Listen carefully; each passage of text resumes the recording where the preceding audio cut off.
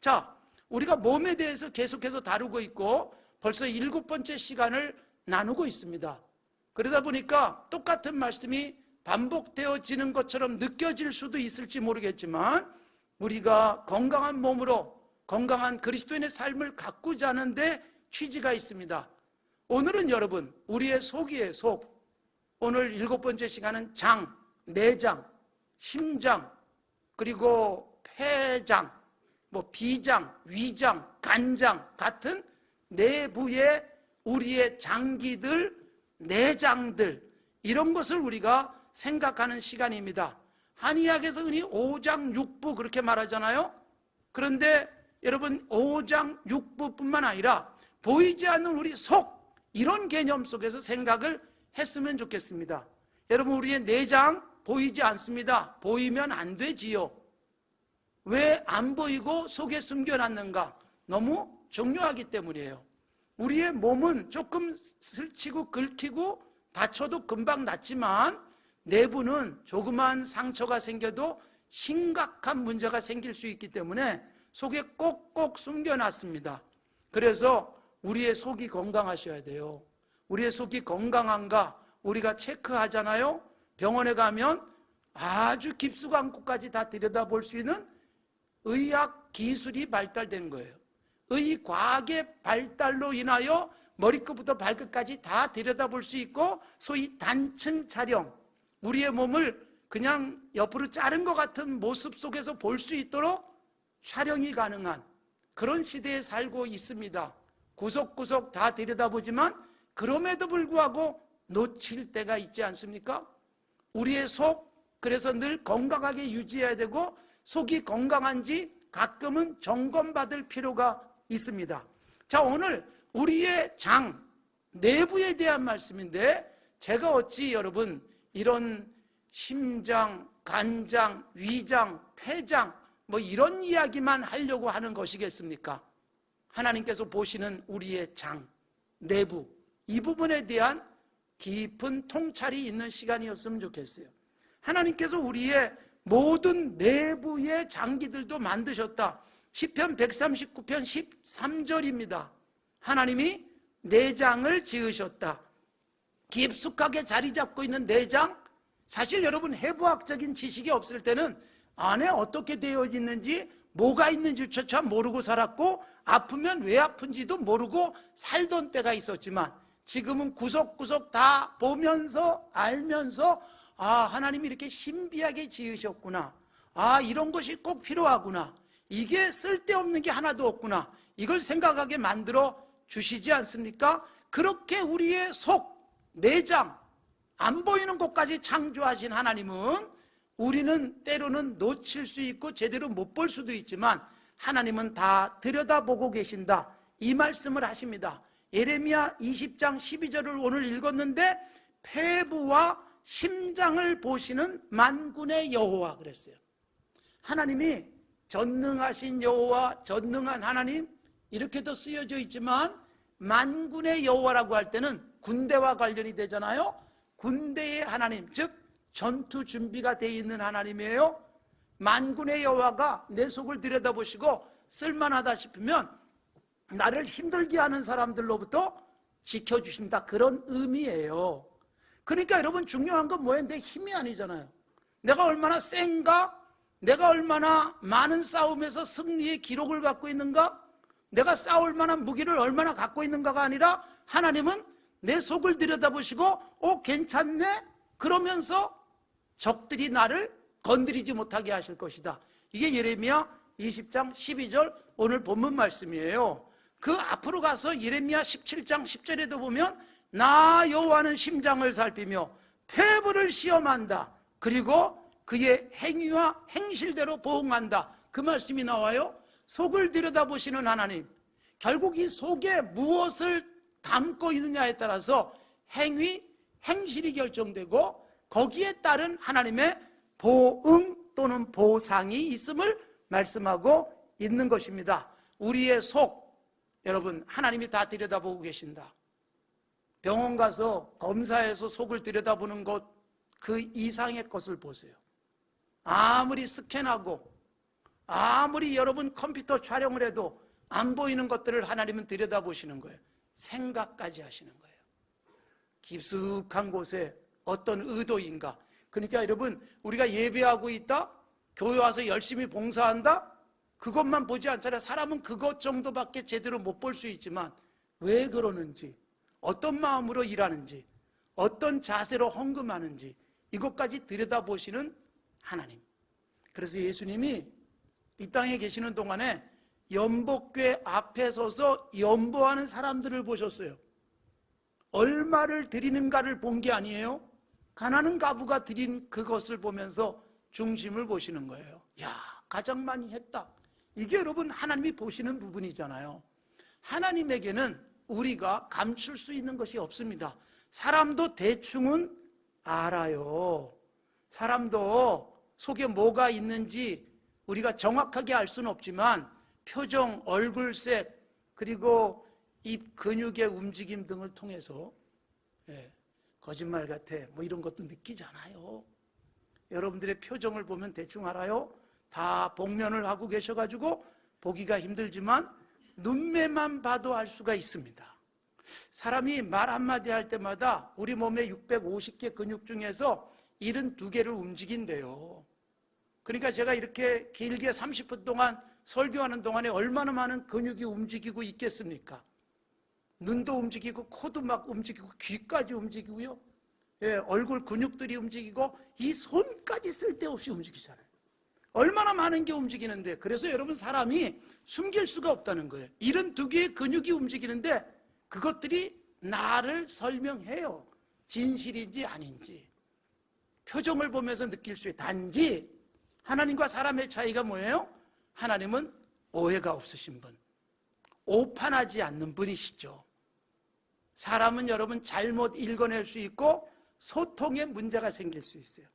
잘못된 신호를 줄 수 있어요. 사랑한다 그랬는데 상대는 거꾸로 들을 수도 있고, 그리고 상대가 내게 전한 신호를 잘못 해석하고 받아들일 수도 있습니다. 흔히 고양이와 개의 신호 체계가 다르다고 하지 않습니까? 그런 것처럼 사람 사이에는 잘못된 신호 전달로 인한 오해가 있을 수 있지만 하나님은 정확하게 우리의 중심을 보십니다. 우리가 여러분 겉도 사람에게 중요한 부분이기 때문에 때에 따라서 적절하게 옷차림도 하고 머리도 만지고 최대한 예의 바른 외모를 갖추려고 할 때도 있어요. 예배하러 올 때 우리가 뭐 화려한 옷은 입지 않아도 그래도 정성을 다한 모습으로 나오는 것은 그래서 중요한 부분이에요. 아주 중요한 사람을 만날 땐 옷도 정성껏 준비하고 그 사람과의 만남 속에 상대가 나에 대해서 존중하는구나 느끼게끔 외모를 만들지요. 여러분 이걸 통해서 표시하는 거예요. 뭐 이런 것에 구애받지 않는 사람들도 물론 있습니다.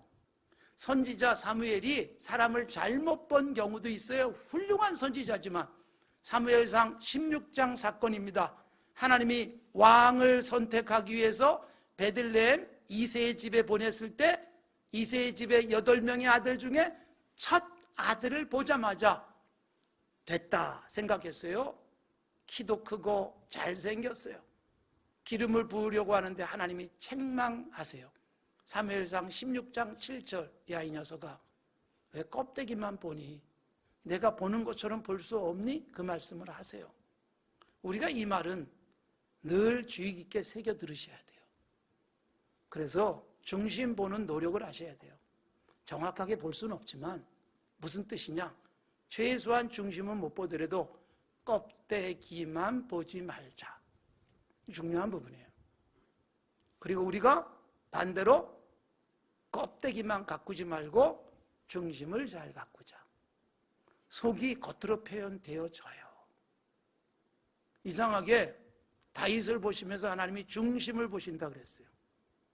그리고 그에게 기름 부어서 왕을 삼으세요. 근데 재밌는 게 다윗은 용모가 빼어났어요. 눈이 붉었어요. 보여요. 눈에서 꿈이 보여요. 아주 건강한 패기, 의지, 비전이 보였어요. 창세기 39장에 나오는 요셉도요, 내면이 아름다운 사람인데 깨끗하게 사는 사람, 외모도 출중했어요. 이 외모가 출중했다는 것은 그냥 단순하게 잘생겼다가 아니라 느낌이라는 게 있잖아요. 괜찮은 사람이야, 믿을만한데, 이게 나오는 거예요. 속에 쌓여준 게 밖으로 나오는 것이기 때문에 링컨도 40이 되면 자기 얼굴에 책임을 지라는 말을 했을 겁니다. 그러니까 여러분, 우리의 속 하나님이 정확하게 보세요. 그리고 우리의 속이 사람에게도 비춰지는 것입니다. 속이 건강하셔야 돼요. 하나님은 속을 들여다보시고, 하나님은 속내를 우리에게 다 드러내신 게 뭐예요? 성경에 나오는 말씀들이에요. 하나님의 속내의 가장 큰 게 뭘까요? 사랑이에요. 하나님의 모습이 다양하게 우리에게 계시되어졌지만 하나님의 사랑은 뜨겁게, 구체적으로, 놀랍게 나타났고, 그 사랑이 가장 드라마틱하게 나타난 것이 예수님이죠. 그리고 예수님이 오셔서 어떻게 사세요? 예수님의 뜨거운 심장. 자, 바울 사도가 빌립보 교회에 편지를 쓰면서 이렇게 썼습니다. 기뻐하라, 기뻐하라, 기뻐하라. 주제예요. 근데 바울 사도는 정작 로마 감옥에 갇혀 있었어요. 감옥에 갇혀 있으면서 밖에 있는 성도들에게 기뻐해라, 기뻐해라, 내게 능력 주시는 그분이 계셔서 모든 게 가능해, 그런 고백들을 했어요. 그런데 여러분, 빌립보 교회 성도들에게 바울 사도의 애정 표현이 나오는데, 그게 바로 빌립보서 1장 8절, 내가 예수 그리스도의 심장으로 너희 무리를 얼마나 사모하는지 하나님이 내 증인, 그랬어요. 내 속을 보시는 하나님이 다 아셔. 하나님 앞에서 자신 있게 얘기하는데, 내가 너희들을 얼마나 사랑하는 줄 알아? 예수 그리스도의 심장으로 사랑한다. 여러분, 이게 얼마나 뜨거운 사랑 고백입니까? 예수님의 심장. 예수님의 심장 그랬을 때 이게 어떤 것일까요? 아파하는 사람만과 같이 아파해 주셨어요. 우는 사람과 같이 울어 주셨어요. 그것을 바울 사도가 로마서 12장 15절에서 이렇게 표현합니다. 즐거워하는 자와 함께 즐거워하고 우는 자와 함께 울라. 그러니까 우는 자가 있으면 같이 울어주는 거예요. 즐거워하면 같이 기뻐해 주는 거예요. 사실 여러분, 축하, 위로, 이게 여러분 잘 안 될 수 있어요. 섣부른 말로 축하하고 위로하는 게 상처가 되기도 해요. 똑같은 축하인데 느낌이 다를 수 있고, 위로한다고 했는데 오히려 상처를 후벼파기도 해요. 조심하셔야 돼요. 그래서 위로 섣불리 하지 마세요. 차라리 잘 안 될 것 같으면 그냥 같이 울어주면 됩니다. 이게 바울 사도가 말한 거고, 예수님이 그러셨어요. 예수님이 그러셨어요. 이 땅에 계시는 동안에 예수님이 얼마나 많이 긍휼히 여기고 불쌍히 여긴 사람들이 많았는지. 나쁜 사람도 불쌍히 여기신 거예요. 병든 사람, 우는 사람, 마음이 긍휼히 여기는 그 마음으로 가득했어요. 심지어 여러분, 예수님이 십자가에 죽으시면서조차도 자기를 찌르는 자들을 불쌍히 여기세요. 이게 바로 예수 그리스도의 심장이에요. 나를 찌르고 죽이는 자들, 괴롭히는 자들, 조롱하는 자들조차도 예수님의 심장은 따뜻하게 품으셨어요. 결국 예루살렘이 다 무너지고 멸망당할 걸 예수님이 아셨어요.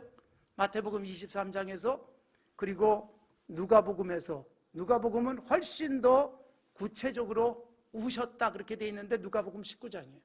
예루살렘에 가까이 와서 울면서 예루살렘이 멸망할 것을 애통해 하셨어요. 이게 긍휼, 예수 그리스도의 심장이에요. 그러니까 여러분, 우리가 우리의 내장, 예수님의 심장을 닮아서 애끓는 마음, 안타까운 표현, 이게 여러분 진정으로 같이 공감하는 거예요. 동정 같은 감정이라는 뜻이죠. 영어에서도 접두어가 같다, same이라는 의미를 가진 접두어가 붙습니다. 같은 감정. 그러니까 슬퍼하는 사람 보면서 같이 슬퍼해 주는 것. 이게 예수 그리스도의 심장이에요. 그래서 여러분, 우리가 장, 속, 우리의 심장, 폐장, 비장, 위장 보이지 않지만 여러분, 슬픈 일이 있으면요 속이 아파요. 가슴이 아파요. 애 끓고, 그리고 내 창자가 끊어지는 것 같은 고통을 느낄 수 있습니다. 애간장을 태운다. 어떤 의미인지 아시잖아요? 애란 창자예요. 물고기 속에 있는 내장을 애라고 부릅니다. 그게 창자예요. 여러분, 이 단어가 들어가 있는 시조, 노산 이은상 선생님께서 한자로 쓴 시를 번역을 잘 해주셔가지고 교과서에 있었고, 그래서 우리는 외웠습니다. 이순신 장군의 시조예요.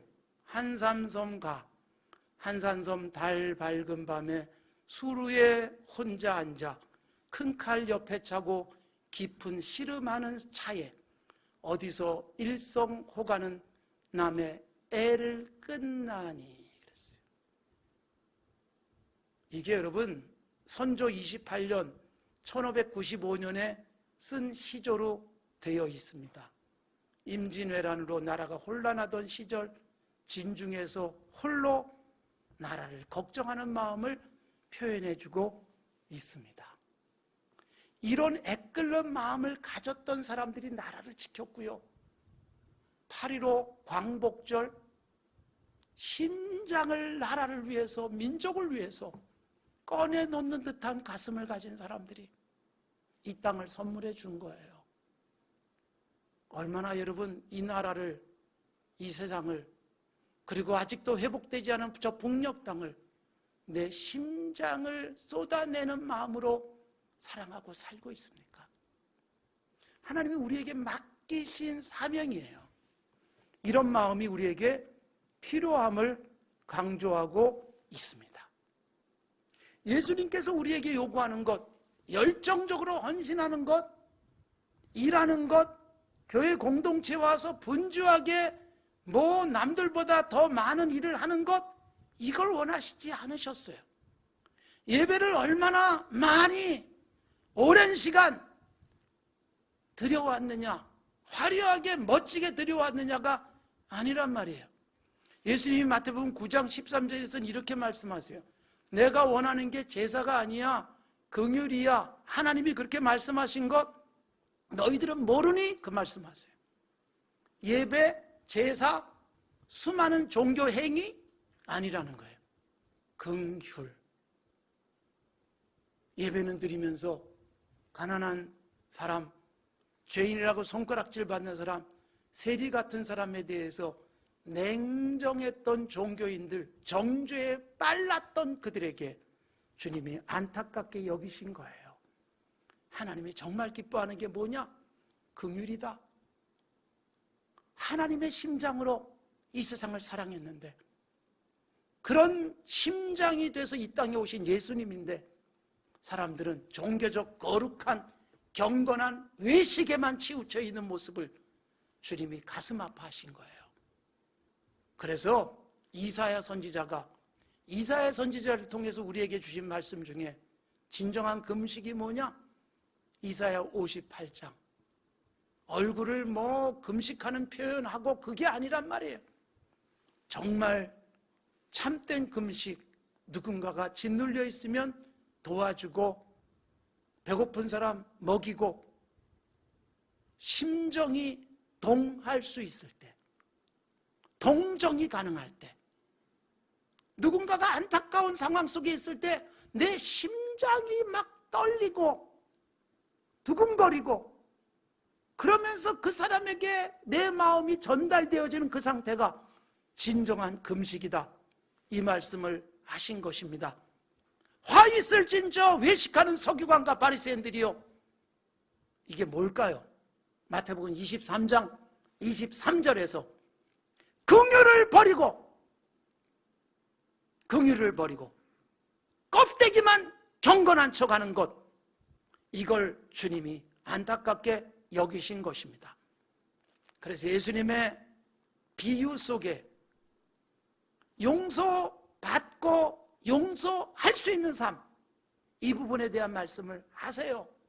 나는 용서를 많이 받고도 남은 용서하기 싫어하는, 하나님이 내 죄를 용서하셨다는 생각 속에서 누군가를 통해서 우리에게 주시는 은혜들이 뭐냐 하면, 저 사람이 나한테 잘못한 것 내가 용서할 수 있을 때 그게 진짜 은혜예요. 저 사람의 잘못을 긍휼히 여기면서 품어줄 때 그게 진짜 하나님의 은혜임을 강조하는 겁니다. 따뜻한 심장 가지고 사셔야 돼요. 우리의 내장이 정말 주님을 닮아야 된다는 것입니다.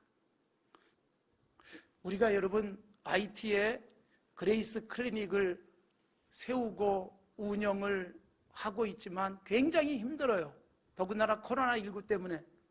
그래도 여러분 지난번에 짓고 봉헌하고 또 가서 화장실도 만들고 대기실도 만들고 시설을 많이 했어요. 돈도 많이 들어갔어요. 선교사가 지난주에 IT 들어가면서 저한테 편지를 보냈어요. 어떻게 될지 모르겠다고. 치안이 불안한 정도가 아니라 거의 안전이 담보되지 않아요. 가서 제게 보낸 메일은 다행스럽게 군대가 출동을 했다, 군대가 지켜주고 있다, 그런 메시지를 남겼어요. 여러분, 그런 곳에 가서 매달 돈 들여가면서 치료해 주는 일들은 바로 우리에게 선교사들의 심장이 와 닿았고, 이제는 우리가 그 심장을 그들에게 전하는 거죠. 사랑하는 성도 여러분, 정말 우리 가슴 속에 예수님의 심장이 들어와 있는지, 내가 애간장을 끓일 때 무엇 때문인지, 내 욕망을 채우지 못해서 이기적인 욕심만 충족시키고 싶은 마음이라면 그건 그냥 병들고 끝나버릴 거예요. 그러나 여러분, 예수님의 심장으로 나의 욕망이 아닌 주님이 이러셨을 거야, 그 마음이면 저 북한을 보면서 예수님의 심장으로 바라볼 수 있다면, 오늘의 이 땅을 위해서 심장을 이 나라에 바쳤던 수많은 독립투사들을 생각한다면 우리가 예수 그리스도의 심장을 가지고 이 땅을 새롭게 만들어 가야 될 책임이 있지 않겠습니까? 우리나라의 영토는 한반도와 부속 도서라고 헌법에 규정되어져 있습니다. 우리 땅입니다. 회복시켜야 되지 않겠습니까? 예수 그리스도의 심장으로 풀어낼 수 있었으면 좋겠어요. 머리가 아닌 가슴, 머리가 아닌 심장, 코로나19, 수재, 다 힘들어요. 같이 심장이 통하는 마음으로 위로하고 격려하고 일으켜주고 있습니다. 현장 예배 못 오시는 분들도 애끓는 마음으로 온라인 예배를 하시고 계실 거예요. 애타는 마음으로 함께 힘을 모으고 있다는 것을 저는 이해하고 있습니다. 몇 달 동안 얼굴을 못 봐도 그래도 서로 마음이 통하니 이게 진정한 온라인이지 않겠어요? 하나님과 그리고 우리들 사이에 라인이 끊기지 않은 상태, 오프라인이 아닌 온라인이 되어져 있는 이 상태, 따뜻한 심장을 서로 느낄 수 있는 건강한 관계가 되어지기를 바랍니다.